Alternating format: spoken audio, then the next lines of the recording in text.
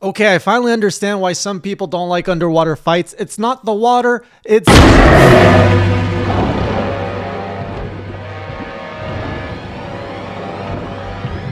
Welcome back, Classy Crew, to another Monster Hunter Journal where I document my journey of hunting all 51 monsters of Monster Hunter 3 Ultimate. There are now 44 monsters left to hunt, and we've got 4 more to talk about, as well as a few new features I've stumbled upon in 3U. So let's get started with...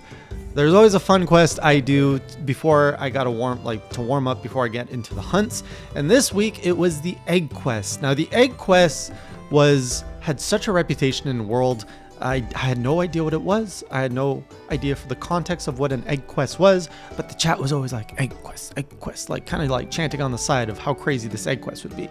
And in world, it was quite fun. I was like, I ran, I found an egg, and then I hustled back while a bunch of Aptonoth chased me down.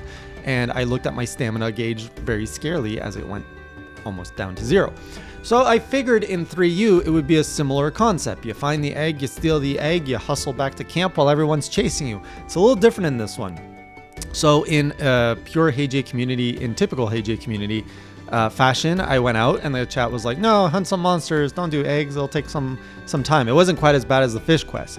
And so I put my hunter hat on and I was like, all right, if I was a monster, where would I lay an egg? Because everyone was like, don't tell Jay where the eggs are. Let him like feel the pain of egg hunting. So I'm like, you know what? I won't even look at chat. I'm just going to put myself, like, this game is pretty like good, like logically it makes sense. I'm like, all right, if I was a monster, where would I lay an egg? Where would I lay an egg? I wouldn't lay it in the water. I wouldn't lay it in the open plains because I'm playing on the desert level. So I'm like, I would probably hide it in a cave. And so I was like, all right, let's go to the region with a cave. And lo and behold, the first cave I find, there's a tree in there somehow. And the eggs are not visible, which is a problem. But I walked to the tree, a prompt came up, and I was like, oh, what's this? Boom, egg. So I'm glad the logic actually works. No bullshit for Monster Hunter 3U. And then I hustled back. I'm like, oh, great. Now I'm going to get chased by a bunch of things. Nothing chased me. So I was like, oh, that's refreshing. But I had to go through the valley of the Mealinxes, which it's always dangerous when you're trying to go through like the Mealinx alley. They're just trying to mug you. So that was the biggest danger of the egg quest, but made it back, hustled back, got another egg, and we finished the egg quest. It was a good time. Now, another item, someone left a comment on the last journal talking about a few critical items I should have to make my life easier. I don't remember the list, but I remember one of those items was the Book of Combos. And I'm learning a lot about books in this game. And so I grabbed the book and I learned that this book helps you improve your chance of crafting, which is a whole like other chapter from World and Rise of things I didn't even know. For example, when you mix things, you have a chance of failing and then you end up with garbage. And this was something I hadn't quite clicked until I got the Book of Combos, where I realized, oh, you hold on to the Book of Combos and your chance of crafting goes up. I'm like, that's a pretty cool mechanic. I was trying to understand, like, do I hold on to the book? Do I put it in the box? And I was like, grab your book, put it in the box, craft in the box, do everything in the box, and that'll increase your chances. I'm like, oh, I get it now. So crafting makes more sense. I also went out on a few hunts without potions because I don't know what I did. I think I like got crazy and made all my potions into mega potions, but then I didn't put them in my item box. I'm still struggling with the item box. So finally, I'm getting into the habit. So I was getting into the habit of just dumping everything in the box, which is still not like secondhand nature. But now it's also, oh, don't forget to replenish the good items like your pickaxes and your potions. So I did a lot more crafting and gathering this time around. But enough about the boring stuff. Let's talk about my first hunt, which was the Royal Ludroth. And what a different fight this was. So the first time I encountered Royal Ludroth was in Rise. And this was in, a watery level that had no water except for like Split Splash. And there was this banana who's like, I'm an iguana. It looked like a worse version of Great Jagras. And the first time I found him in Rise, I pummeled him, I killed him, and we moved on. And he was extremely not memorable. So this time to see him again, I was like, all right, hello, Royal Ludroth, we meet again. I will slice this banana into many slices. And so the fight began. And already at the beginning, it was a lot more intense. I was like, oh my God, this thing attacks, it rolls. I'm a lot slower. I can't just like wire bug around him and like, so yeah, the land combat was more intense. And he was like spitting bubbles at me. I was like, all right, I gotta be more on my toes, gotta be more defensive. And I was dodging, I was learning the mechanics. And then he had his buddies like gang up on me. I was like, nope. No, this is a one-on-one fight. So I killed his buddies, and then we went back to the one-on-one dance. And it just felt more iconic. I was like, okay, this guy's a serious monster, and I think he's an urgent quest.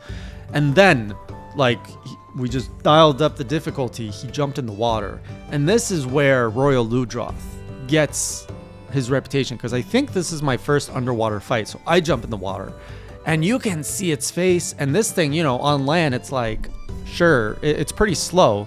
But then it goes in the water, and it's all like grease lightning in the water. And so you're so slow. You can actually see its face and its eyes more, and it looks menacing, and it's moving much faster, but not so fast that you can't dodge it. So like overall, I think this was a 35 minute hunt. And I think I also messed up. This was the hunt I didn't have the potions. So I got rid of all my first aid kit, and then I had to like keep running back to camp to heal because there's no way to make more potions or find more potions. So that was a struggle, a newbie struggle. But the fight itself was a lot more intense. So this was a much better impression of Royal Ludroth, because honestly, seeing him in Rise, zero impression. And then I saw him again in stories, and I was like, I don't care about Royal Ludroth. He's in Rise. Like, you know, from my experience in Rise, I just don't care about him. But now that I experienced him underwater, where he actually moves fast and he's actually threatening, and the things he taught me, bring your potions, I'm like, oh, I respect Royal Ludroth so much more now. So he died. And then we went off to the next fight. No, before I went to the next fight, I upgraded my sword. So my long sword had this like yellow sharpness, which has been a problem in all my fights so far. So as part of my gathering quest, I finally got some items to build a new katana, which looks way more slicey dicey. It looks a lot cooler, and it's got green sharpness, more importantly. So I went after the Great Roggy, which is another one I met in Rise first. I was like, all right, we got to stock up on some antidotes because he's going to poison me. I went in there and destroyed the Great Roggy. So this was my fastest and best feeling fight in Monster Hunter 3U, because I'm starting to, the combat is starting to click, and my sword is starting to get beefy enough to not bounce off things and to actually do the damage. And I know the Great Roggy to a certain extent how it moves. So I went in there, I was slice, and then we charged up. I got to come up with something better than or slice and dice or slice or swoosh swoosh. But man, that combo feels so good when like you see your soul, I think it's called a soul gauge, filled up, and you're just like shling, shling, shling, and then you're like, yeah, I'm a badass samurai, but I'm a hunter. So I think the whole quest was 10 minutes, but the actual fighting the Great Roggy was 5 minutes. I was like, whoa, my God, this thing died so fast. And then I remembered, oh yeah, I'm in Village Quest. All of this is going to get way harder in high rank. And oh my God, all this is going to get way harder in G rank. G rank, is that what it's called? In Riot, like the only reference I have for a G rank is Monster Hunter World Iceborne. And I remember how much harder that was, but I didn't experience that in Rise yet. And so I'm just like, oh man, I got to get good at this game because it's going to get harder. So Great Roggy, dead. Next up was Barroth, which was another familiar face from World. And this one I knew that he's the choo-choo, the train of pain. So it was all about like, all right, let's see when he gets pissed and he charges. All right, he charged, swoosh, swoosh, sidestep, swoosh, swoosh, and rinse and repeat.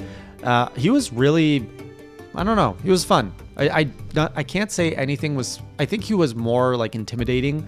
I remember him being bigger in World.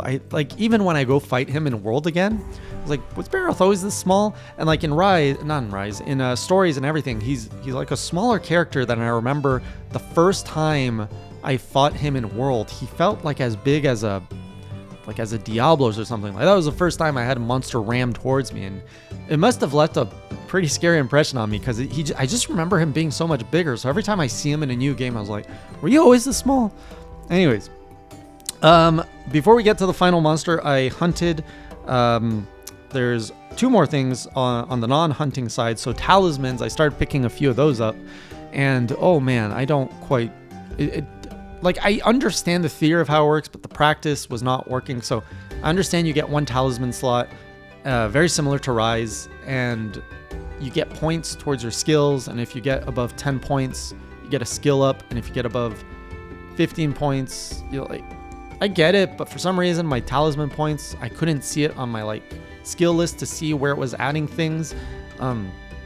So it wasn't like, I was really confused on stream, but I feel like could explain how talismans work. I just wasn't seeing it work the way I expected. So talismans are going to be something I'm going to have to start paying attention to as I get better ones. Right now, they're kind of meh. And I'm happy to report I have completed my first armor set. As you can see, there is a counter where I'm counting armor sets. There's like 300 in the game, but I am finally at 1. But anyways, the final monster I got to fight this week was a Gobul, which is a new monster I've never experienced before. His intro was like, oh my god, this thing is like a frog that lives in the water. This thing looks super scary, and it just sucks. It's like it sucks water and monsters. I'm like, oh boy, I can barely move in the water. This guy's gonna I'm gonna be in this thing's belly constantly. So we go to the fight, and this thing is deadly. Like, yes, it sucks, but it also has a paralysis attack. And there was one more thing that it did that I didn't like, that I can't recall right now. It just has like a really beefy artillery of moves, and he's ugly. He's just so ugly and so many teeth. So this was really like the first time I dreaded something underwater. I was like going in, I'm like, how am I gonna fight this thing? So of course, go in. I was getting destroyed at how fast it could move, but I was just trying to like swim by, do one slice, and rinse and repeat. And it was a tough fight. At no point did I really feel in control until it jumped out of the water. I was like, you're in my territory now. And I jumped out. I was like, swoosh, swoosh, swoosh, swoosh. And then it jumped back in the water. I was like, shit.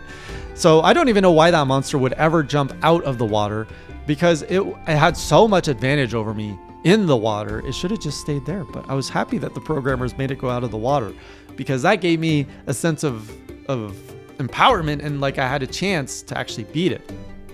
I can see though why it wouldn't have shown up in World of Rise. We need more water levels. And I think I can say this right now. I might regret these words, but a lot of people have said they want to see underwater segments return.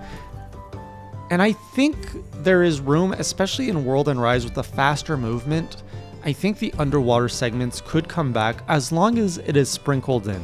I don't want a game where there is water fights constantly, but right now the balance in 3U is okay. We've only had 2 real fights underwater out of about, I don't know how many monsters, but the balance has been feeling good.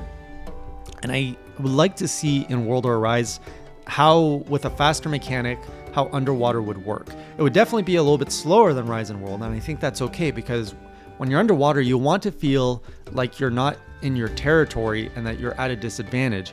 And I think you could really smoothen out what that's like in World and Rise and have an even more improved camera. So like, leave it as a small option. Honestly, if you have 50 monsters, just put 5 monsters underwater, just to have a little bit of that underwater fight.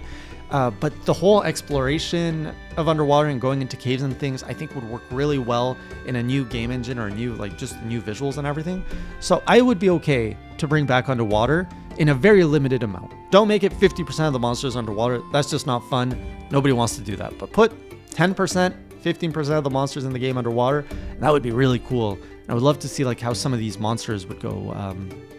Some of these monsters would probably like move. So my best example is the Royal Ludroth. That thing had a whole redefinition in my mind of how threatening and how cool it was at the same time. And I'm just thinking of other monsters that could get that treatment that haven't had the chance to do that. Let's see what that would look like. So that's where I'm at in my hunts. Next week, we are going into, I think, 4-star village quests and beyond, and who knows what monsters await me there. But if you want to follow along, I will be live on Thursday, 8 p.m. Eastern Time, so I'll see you there as always on Twitch. And until next time, Classic Crew, keep it.